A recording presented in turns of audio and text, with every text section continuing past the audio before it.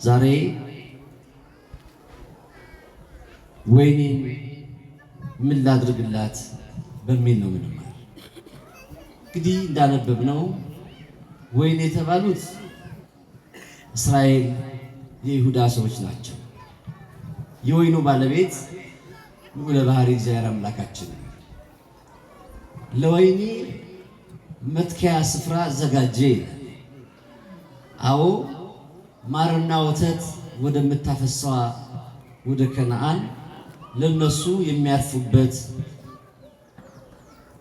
ደስታን የሚያዩበት፣ ሰላም እንዲሰማቸው አምልኮታቸውን በወጉ የሚፈጽሙበት፣ ከፈርዖን ቀንበር የሚያርፉበትን እግዚአብሔር አምላካችን አዘጋጀላቸው። ልክ ነው፣ አዘጋጅቶላቸው። እነሱ በባርነት ሳሉ በፈርዖን ቀንበር እጅግ ተከፍተዋል፣ አዝነዋል። ራሔል እንኳን ጭቃ የሚያስረግጧቱ ኃላፊዎቹ በይ ግንባችን እንዲያጸና የምትወልጂውን ልጅ ከጭቃው ጋር አብረሽ እርገጪ ብለው ሁሉ አስለቅሰዋል። መከራ ጸንቷል። ከባድ ፈተናን አስተናግደዋል። የጣፈጠ አልተመገቡ፣ ደስታን አላዩ። ወንዶቻቸው ይቀላል፣ ነገ ዙፋናችንን መንግስታችንን ብለው የሰጉ የፈርዖንና ሰራዊቱና ሹሞቹ በእነሱ ላይ ከባድ ፈተናና መከራ ጽንተውባቸው፣ ያኔ ራሔል በእውነት የእስራኤል አምላክ የለህምን ብላ እንባዋን ረጨች። የወቶርን የአማቱን የምድያምን በግ ይጠብቅ ለነበረው ለእንበረም ልጅ ሙሴ እግዚአብሔር ሕዝቤን ታስለቅቅ ዘንድ አንተን አዘዝኩ ሾምኩ ቢለው እናውቃለን ትህትናውን።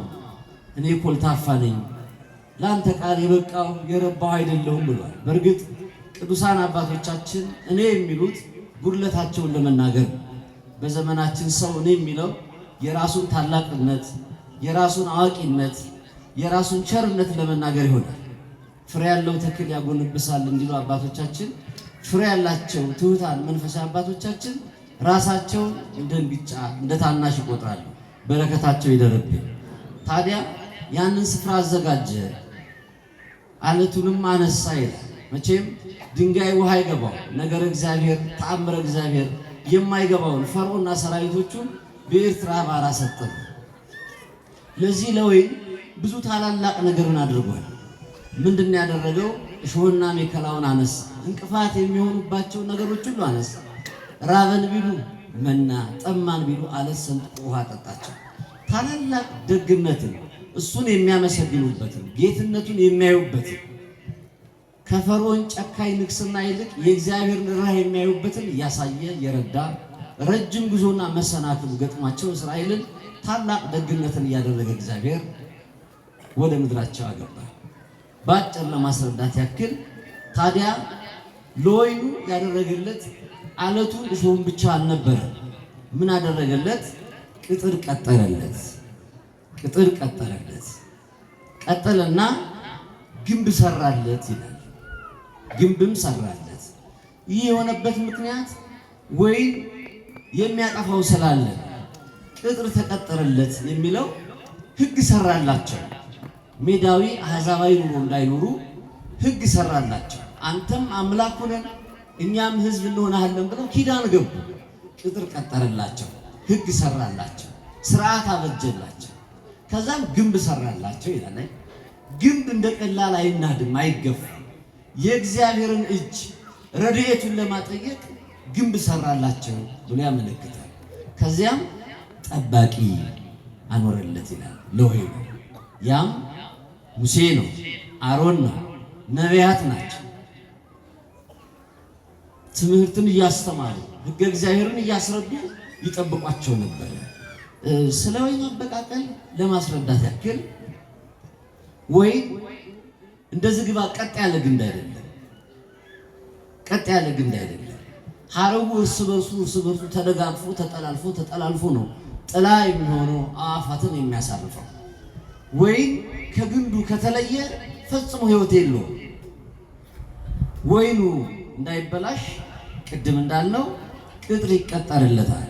ምክንያቱም መራገጫ እንዳይሆን፣ ቀበሮ እንዳያጠፋ።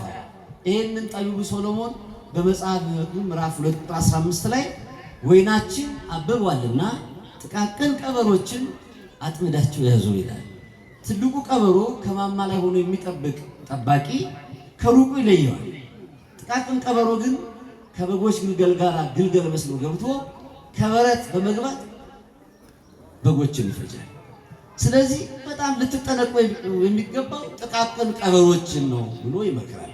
ሌላው ጥቃቅን ቀበሮ ስለማይታይ በደረቱ ተኝቶ ቅጥሩ ስር በመምጣት አጥሩን ይፈለፍላል። ከዚያም በዚያ ሾልኮ ገብቶ ወይኑን ያበላሻል። ለዚህም ነው ጥቃቅን ቀበሮችን አጥምዳችሁ ያዙ ይላል። ሌላው ወይን ካልተሸፈነ የበረረ ያለፈ ሁሉ አፍ እየጠረጠረ ይገለዋል፣ ያበላሻል። ስለዚህ ወይን መሸፈን አለበት። አረንጓዴ ወይን አለ፣ የቀላ ወይን አለ። ስለዚህ በቀላሉ አይን ይገባልና መሸፈን ይገባዋል። ሌላው ወይን ጥቃቅን የሆኑ ላይን እጅግ በጣም እዚህ ግባ የማይባሉ ነፍሳት በቀላሉ ሊያጠፉት ይችላል። ስለዚህ ወይናችን አብቧልና ጥቃቅን ቀበሮችን አጥምዳቸው ያዙልን። ስለዚህ እስራኤል ዘሥጋን ከባርነት አወጣ። እግዚአብሔር ታላቅ ቸርነትን እያደረገ በምክረ ነቢያት እየደገፈ ከኃጢአት እንዲጠበቁ ፍቅረ እግዚአብሔርና ፍቅረ ቢጽን ሰራላቸው። ይህ 10ቱ ትእዛዛት ፍቅረ እግዚአብሔር የሚባለው ከ1 እስከ 5 ያለው ትእዛዝ ነው። ለተቀረጸ ምስል አትስገድ፣ የጌታ አምላክን ስም በከንቱ አትጥራ። እግዚአብሔርን የሚወድ የሚያፈቅር ሰው እነዚህን ሕግጋት አይጥስም፣ ቅጥሩን አያልፍም። ሁለተኛው ፍቅረ ቢጽ ነው፣ የባልንጀራ ፍቅር ነው። ባልንጀራውን እንደራሱ እንደ ነፍሱ አድርጎ የሚወድ ሰው አይገለውም፣ አይሰርቀውም። እንደገናም ሎሌውን፣ ገረዱን፣ ሚስቱን አይመኝ። ስለዚህ ይህን ቅጥር ሰራላቸው እና እንደው ቢንገዳገዱ እንኳን ግብፅ ኮርጃ የመጡትን ኃጢአትን ገንዘብ አድርገው በጣም አስቸግረው ነበር። እስራኤል ዘሥጋን ጣዖታትን አመለኩ። እነ ተሙዝን በዓል የተባለ ጣዖትን እያመለኩ እግዚአብሔርን በእጅግ አስቆጡት፣ በእጅግ አሳዘኑት። እንዲያውም ቅዱስ መጽሐፍ ምን ይላል? በልባቸው ወደ ግብፅ ተመለሱ ሁሉ ይላል። መቼም ከእግር ጉዞ የልብ ጉዞ ፈጣን ነው። ኃጢአትን ለመስራት ፈጽሞ የወድቁ ይነሱ ነበር እና በፍጹም ልባቸው ወደ እግዚአብሔር ተመለሱ እያለ ሁሉ ይመክራቸው ነበር። ብዙ ነቢያት እንደውም ሲገስጹ ስንሰማ በመጽሐፍም ስንመለከት ልባችሁን ነው እንጂ ልብሳችሁን አትቅደዱ ሁሉ ተብለው ሲወቀሱ ይሰማል። እና እስራኤል ዘሥጋ ብዙ ወደ ኋላ ወደፊት ይሉ ነበረ። ሕግህን የሚጠብቅ የተመሰገነ ነው እንዳለ በምሳሌ 29 ቁጥር 18 ላይ የእግዚአብሔር ሕግ ይጠብቃል። አድርግ አታድርግ ነው ሕግ አይደል? አድርግ ትጠቀማለህ፣ አታድርግ ትጎዳለህ ነው። ሌላ መልእክት የለውም ክርስቲያኖች። ስለዚህ በመዝሙር 118 ቁጥር 105 ላይ ሕግህ ለእግሬ መብራት ለመንገዴም ብርሃን ነው እንዳለ ብርሃን የሚሆነው የእግዚአብሔርን ሕግ በመጣስ በእጅጉ አሳዘኑት። እግዚአብሔርን አስከፉት፣ አሳዘኑት። ጥቃቅን ቀበሮችን አጥምዳችሁ ያዙ ነበር የተባሉት። በጣም የናቁትን ኃጢአት ምኞት ሊሆን ይችላል፣ ጣዖት ማምለክ፣ እነሱ እንደ ቀልድ ያዩዋቸው ነገሮች በሙሉ ጸጋቸውን ያጎደሉ፣ ረድኤተ እግዚአብሔርን እያጡ፣ ተመልከቱ፣ የተደረገላቸውን ቸርነት እየገፉ በጊዜው የነበሩ እንደው እነ ዳታና አቤሮን በሙሴና በአሮን ላይ እናንተ የያዛችሁትን ጸናኛ ማንይዝ እናንተ የምታጥኑበትን ማናጥን ብለው 250 ሰዎችን ሁሉ አሳድሞ ተመልከቱ፣ ከእግዚአብሔር የተሰጠውን ክህነት ሁሉ ፈትነውታል። ብዙ በቃ ጠባቂውን፣ መምህሩን፣ መንገድ የሚያሳየውን የኤርትራ ባህርን በየክፍሉ እንዲከፈል በትሩን ያነሳውን ከእግዚአብሔር የሚያማልደውን እግዚአብሔር ፊት ቀርቦ ከምንም በላይ ቁጣ እንዲርቅ ምሕረት እንዲመጣ የሚጠይቀው ሙሴን እንቅፋት እየሆኑ አስቸግረውታል። እጅግ በጣም የሚያሳዝኑ ከባድ ስራዎችን ሲሰሩ ነበር። ለዛ ነው የተደረገላቸውን ረሱ። ያኔ ነው እንግዲህ እስቲ ፍረዱ፣ ለወይኔ ያላደረኩለት ምን አለ? ምንድን ያላደረኩለት? ስለምንስ ጣዖት አመለኩ? ስለምንስ ተውኝ? ስለምንስ ኪዳኑን ረሱ? እያለ የሚወቅሰው ከዚህ የተነሳ ለዛ ነው ቅጥሩን እነቅላለሁ። እንግዲህ እኔ የማደርገውን እናንተ ፍረዱ። ቅጥሩን እነቅላለሁ፣ መራገጫ ይሆናል፣ ግንቡንም አነሳለሁ፣ ጠባቂም አይኖርም። ደመናዎችን ዝናብ እንዳይሰጡ አዛለሁ ይላል። ቅዱሳን ናቸው። ሐዋርያው ቅዱስ ጳውሎስ ለዕብራውያን ክርስቲያኖች ሲጽፍ እንደ ደመና የከበቡን ቅዱሳን ካሉልን በፊታችን ያለውን ሩጫ በትዕግስት እንሩጥ ይላል። ደመና ዝናብን ያስከትላል። ቅዱሳንም ልክ እንዲህ ናቸው። እንደ ደመና የከበቡን ናቸው። ረድኤተ እግዚአብሔር እንድናገኝ የእግዚአብሔር ቸርነት ለኛ እጁ እንድትገለጥ ኃይሉ ለኛ እንድትሆን እነሱን አዛለው። ደመና ዝናብ እንዳይሰጥ አዛለው። እሾህና አሜከላ ያበቅላል። መከራ፣ በሽታ፣ ደዌ፣ አለመከባበር፣ ደም መፋሰስ ይሆናል። ረድኤቴን አነሳለሁ፣ ምክንያቱም ትተውኛልና አግፋፍተዋልና። በዚህ በሁለተኛ መቃብያን ምዕራፍ 18 ቁጥር 14 ላይ አንድ ቃል ይናገራል። የወይኑ ጣዕም የት አለ ይላል። ምክንያቱም እንዲጣፍጡ ነበረ ነቢያትን ያቆመው ቸርነቱን ያደረገው። ተመልከቱ፣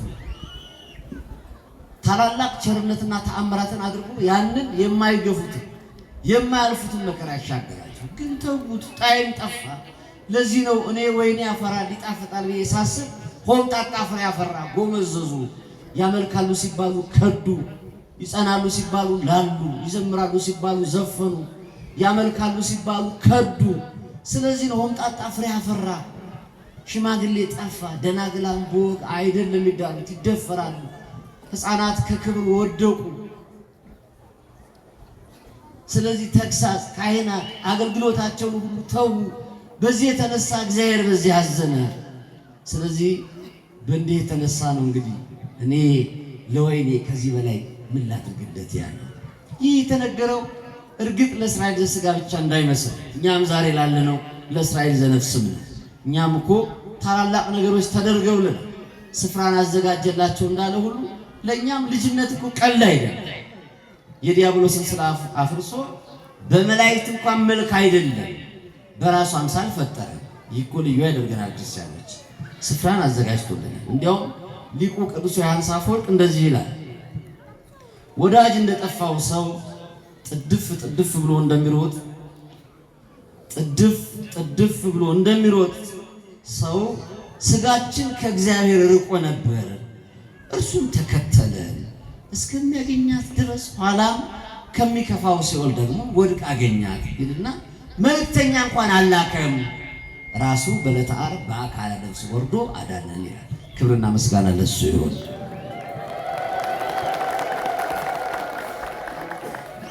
ቅዱስ ጎርጎርዮስ ዘኑሲስም እንዲህ ይላል፣ መጀመሪያ አርአያን መልኩን ሰጠን፣ ተመልከቱ፣ አስመሰለን ይልና በኋላ ደግሞ የወደቀ ማንነታችንን ተዋሃደ፣ ቆሰለ ይላል።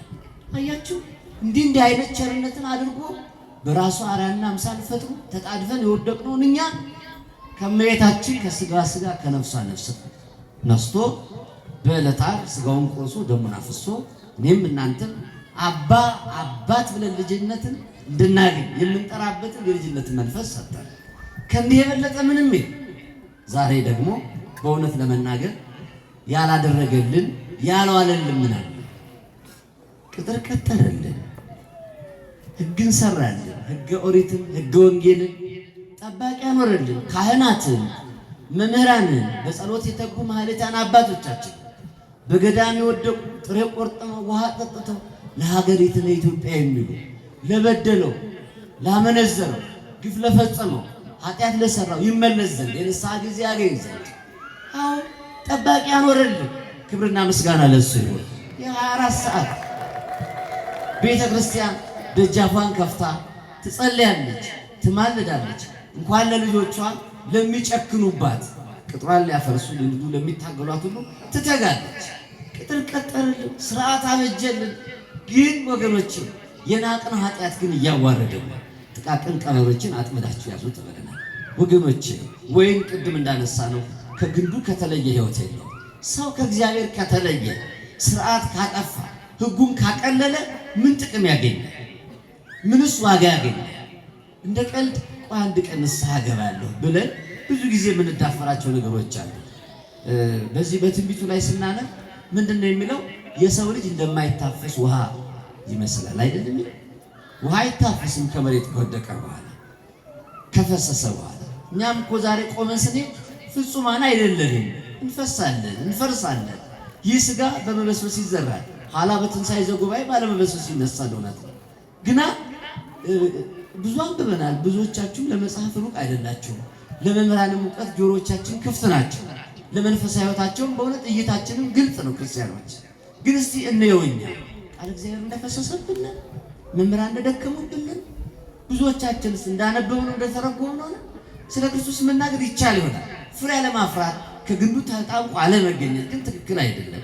ዋጋ ያሳጣል። ክርስቲያኖች ዋጋ ያሳጣል። ሩጫችን እንፈትሽ። በዚህ በመጽሐፍ ምሳሌ ምዕራፍ 8 ቁጥር 34 ላይ የሚሰማኝ ሰው ምስጉን ነው፣ መንገዴን የሚጠብቅ ብፁዕ ነው።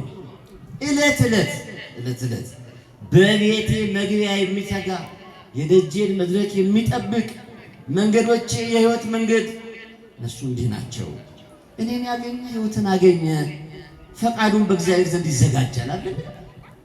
ስለዚህ ይህ እንዲሆንልን ዘንድ እኛ እግዚአብሔር እንስማ። ምስጉን ለመባል ቃሉን የሚሰማ ያርፋል፣ ሰላም ያገኝ፣ መንገዱን የሚጠብቅ ተብሎ የተነገረ ብፁዕ ነው።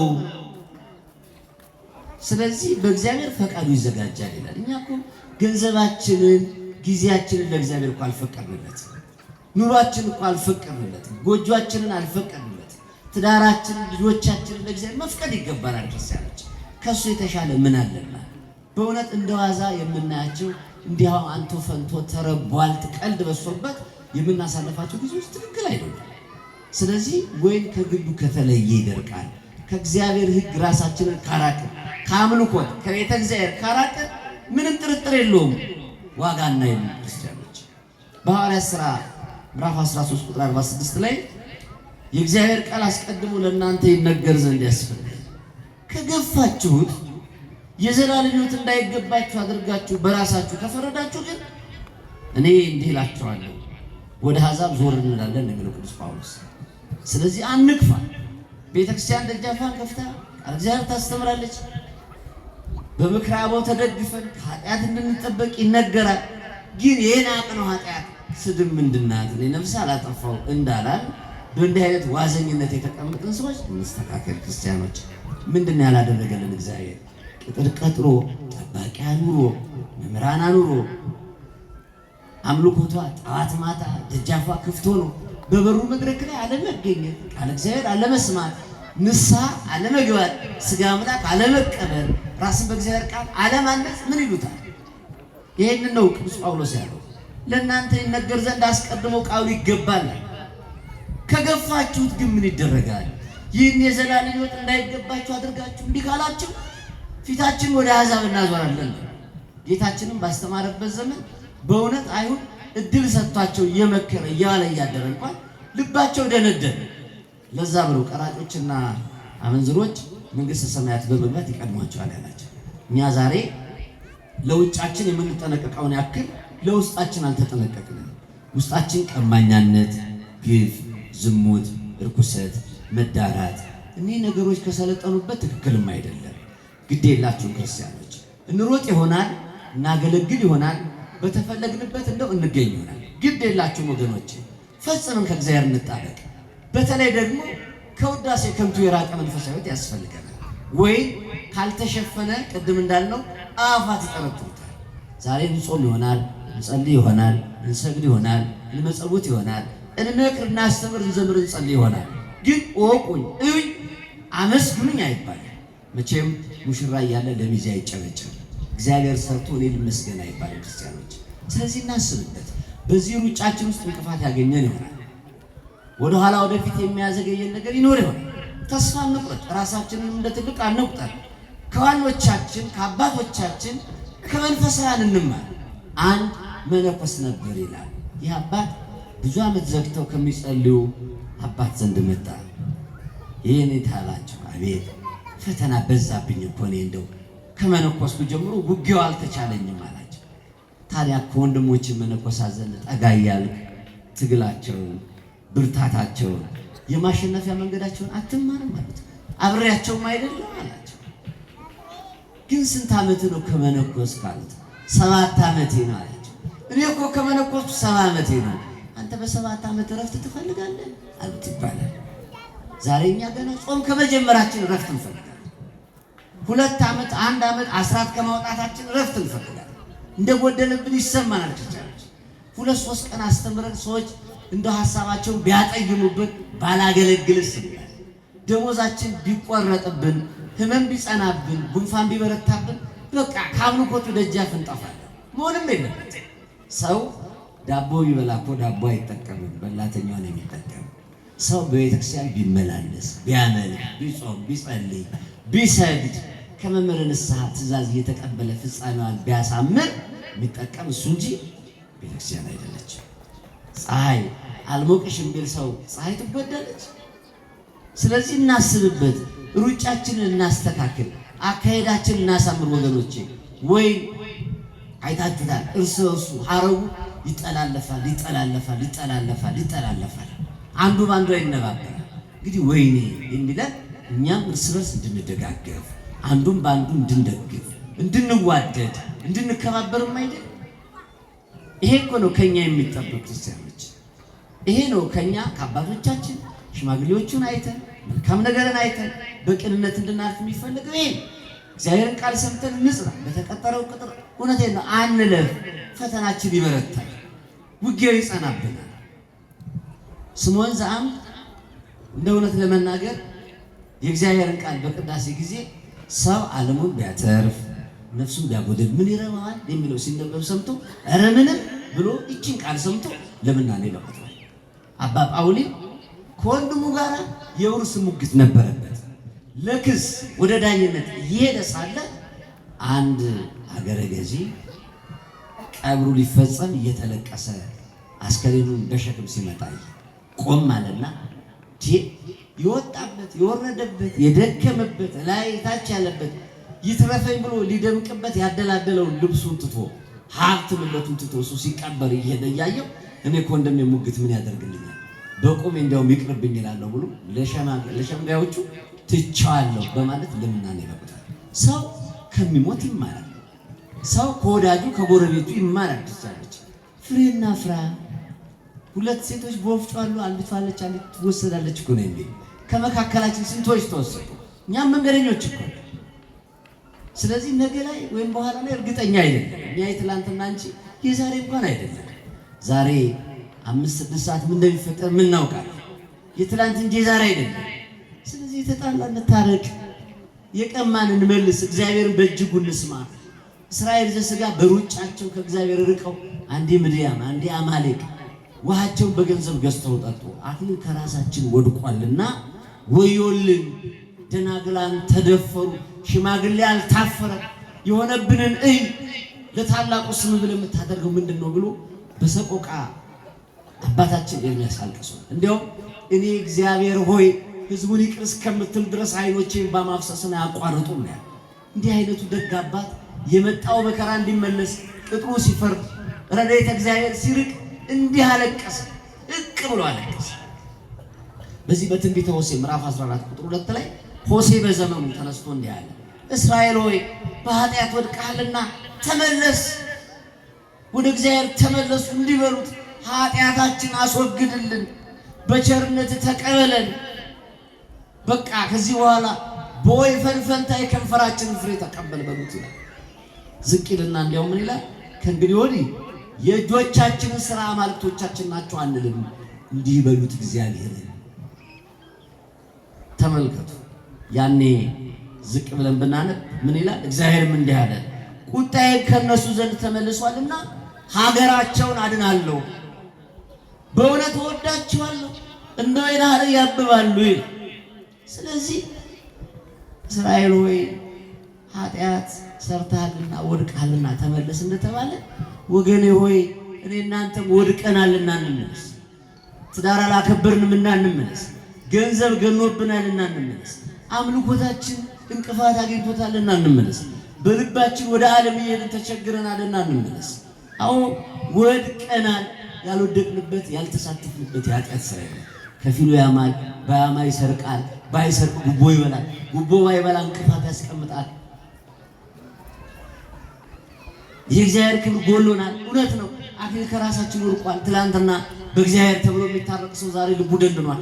ትልቁ ቀሏል። የሚያስታርቅ ሽማግሌ ጠፍቷል። በእግዚአብሔር ሕግ ለፉ የሚል የለም። ምን አለው ነው ዛሬ ሽምግልናው። ምን አላት ነው እንጂ እግዚአብሔር አለው ወይ የሚል ሰው። ስለዚህ እግዚአብሔር ክብር ጎደለን። ድሮ ሽማግሌ ይታፈራል፣ ይከበራል። መምህራን ይከበራል፣ እውቀታቸው ይከበራል፣ ምክራቸው ይከበራል። ግን ትክክል አይደለም፣ መንገዳችን ትክክል አይደለም። ስለዚህ ወደ እግዚአብሔር ተመለሱና እንዲበሉት ኃጢአትን እባክህ አስወግድልን፣ መቆሸሻችንን አስወግድልን፣ መበደላችን ይቅር በለን፣ ተውልን፣ በቸርነት እባክህ ተቀበለን በሉት። ግዴታ ሆኖ ሳይሆን በቸርነት ተቀበለን በሉት። ከዚህ በኋላ እኛ በወይፈን ፈንታ የከንፈራችን ፍሬ እናመጣለን በሉት ይላል። ወይፈኑን እየገፋን ማምጣት አይደለም። ይሄ ለእግዚአብሔር አይገዝም። ከጣን ከጠዋፉ በላይ እኛ ምንምጣ። እኛ ውጭ ሆነን የምናመጣውና የምናግበሰብሰው ገንዘብ እግዚአብሔር አጥቶታል። ሰጪውም እሱ አይደል? የጤናው ባለቤት እግዚአብሔር ነው። 365 ቀናት ለሰጠ ጌታ አንድ ሰዓት ይበዛል? ስለምንድን ነው የማናመልከው? ምን ያድርግልን? ስጋን ከማበላት ደም ከማጠጣት ከዕለተ ዓርብ የሚበልጥ ስጦታ ነው የምንጠብቀው? እነማን ናቸው በገንዘባቸው ያተረፉ? ሰው ዛሬ ከገባበት የጤና ቅራኔ ገንዘብ አውጥቶታል። ለምን እንገፋፋለን? መርጠን ባልተወለድንበት ዘር ኩራትና ሐዘን ምን አመጣው? ይህ በሽታ ያልተለከፈ በዚህ ደው ያልተያዘ እዚህ መተን እግዚኦ ማለታችን አይደለም። እንደ ማርፈዳችን እንኳን እናመሽ ተበላሸን ወገኖች። አንድ ትልቅ ዛፍ ነበር ይባላል፣ ሽማግሌዎች የሚዳኙበት። ወደቀ፣ ስለት አልነካው። ብልህ ነበሩና አባቶች ምን አገኘው አሉ። ዛፉ አገላብጦ አዩት። አንድ በጣም አርቅ የሚያዩባት ነበሩ። ወደ ስሩ ጋር ሲሄዱ ግን በጣም ትንንሽ ትሎች ናቸው። ለካ ያንን ትልቅ ዛፍ በልቶ ይጣሉት። ይህ እንደ ቀልድ የምናመው ሐሜት ከእግዚአብሔር መንግስት ነቅሎ ይጥለናል። ይሄ እንደ ቀልድ የምንገፋፋው ከእግዚአብሔር መንግስት ይጥለናል። ይሄ እንደ ቀልድ የምንዋሻቸው ውሸቶች ልጆቻችን ላይ ይጋባል። አገር ዛሬ ለመውደቋ ምክንያቱ ይሄ እኛው ነን። ቤት ውስጥ ያልሰራናት ሀገር ውጭ አናገኛት። ቤተ ክርስቲያን ያላገኘናት መንፈሳዊነት ውጭ አናያት። አሕዛብ መራገጫ እንዳያረጉን ወይኑ ቅጥሩን ማናከብረው ከሆነ ይበላሻል። መንፈሳዊነታችን ይበላሻል። እንደ ቀልድ ያየነው ነገር ብዙ ነገራችንን አበላሽቶብናል። ስለዚህ ነው በወይፈን ፈንታ የከንፈራችንን ፍሬ ይላል። ስለዚህ ኤሎሄን ኑሯችንን፣ ሀገራችንን፣ ምድራችንን እባክህ ቀይር፣ ለውጥ ነው። ጠሉን ስጠን እንበለው። እንዲህ ነበር እንደ ሰኔ ወቅቱን ጠብቀን አንገባም አንወጣም። ስለዚህ ለእኛ የተባሉትም እየከቡን እየራቁ ደም መፋሰሱ ተከዳዳን፣ ተገፋፋን፣ ተጨካከንን። እንኳን ባለው መንፈሳዊ ስፍራ ኧረ ብዙ ነገሮቻችን ትክክል አይደሉም። ለመቃናት ደጅ መጽናቱ ያስፈልጋል። ከእንግዲህ ወዲህ የእጆቻችንን ስራ አምላካችን ናቸው አንልም። ገንዘብ በእጃችን በላባችን ሮጠን ያመጣነውን አምላክን ስንል ምንድነው ለወይኔ ያላደረኩላት ምን አደርግለት ዘንድ ይገባል የሚለን ከዚህ የተነሳ ነው። ስለዚህ ለኛ ያላደረገው ምንም ነገር የለም። ከልባችን ተመልሰን እንድንጠቀም አምላካችን ይርዳል። የሰማነውን በልቦናችን ያሳድርብን፣ ያልሰማነውን ለመስማት ያብቃል። ይቆየን።